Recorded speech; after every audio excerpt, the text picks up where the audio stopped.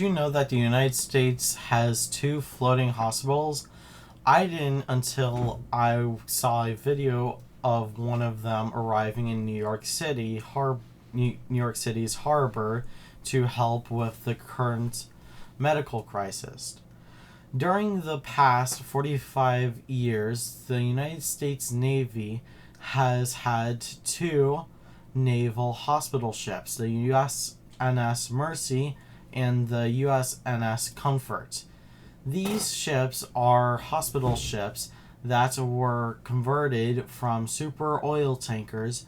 Both ships have 1,000 hospital beds on board for when the ships are needed. However, these ships are very old and outdated and should be updated with newer, faster ships. Even though they can hold 1,000 hospital beds, they are not nearly as efficient as a normal hospital. They are fairly hard to get around because the bulkheads that are on the ship, bulkheads are the walls within the hull of a ship. Since these are converted oil tankers, they have quite a few bulkheads. Because of this, it can be hard to bring a patient from one location to another. For instance, if a patient has to go from radiology, the area where x-rays are taken, to an operation room, they cannot move directly along the deck. They often must travel up or down decks to move from one area to another. They also don't have the most updated medical technology on board. This can be vital when time is of the essence in emergency. Also, these ships are old and not as fast as current ships. If one of our U.S. Navy ships needs to travel to the other side of the world, let's say Indonesia, it would take them extremely long time. If the area is hit by a tsunami, as it was several years ago, the time would be on the essence to deliver aid quickly. But by the time our ships get there, they may be too late to assist in the crisis in which they are needed. Although medical supplies and medical personnel can be flown in quickly, the facilities aboard the ship may be needed as well and are often time sensitive. If it takes too long to get there, it may be too late. Why should we build new medical ships? If we were to build new ships, they would be able to be equipped with the newest medical technology as well as being more conveniently laid out for the most practical way to move patients to needed areas. This would be life-saving, as in many cases of extreme emergencies.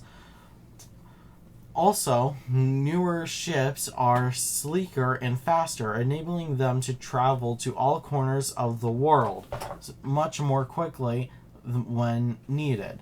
These ships have been put to assist with humanitarian aid in the Philippines, in the South Pacific, the earthquake in Haiti, as well as Operation Desert Shield and Desert Storm.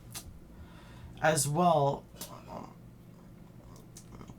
speed and technology is of utmost importance in instances such as these.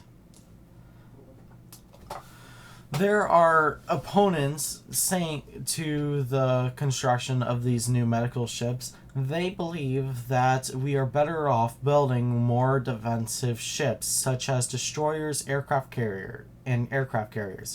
Their feelings are that medical ships are obsolete and there's no need to sink so much money into something not really needed in this day and age. While that may be true in the United States, there are many areas of the world that don't have the medical technology we have, and the humanitarian aid they supply would be greatly needed.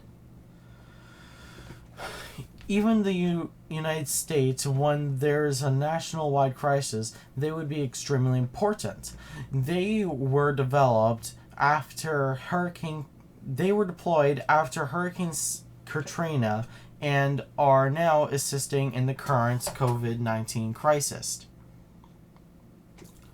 Although there is a great cost involved in building a new hospital ship, the cost would outweigh the great advantages. Should not outweigh the great advantages to having the most modern ship available. It is of the utmost importance that the United States, perhaps the world's greatest superpower, be able to assist when needed with the latest and best technology available. We have always provided help around the world when asked, as well as here at home. Having new medical ships available would allow us to continue our long-standing assistance to a call to action whenever we are needed.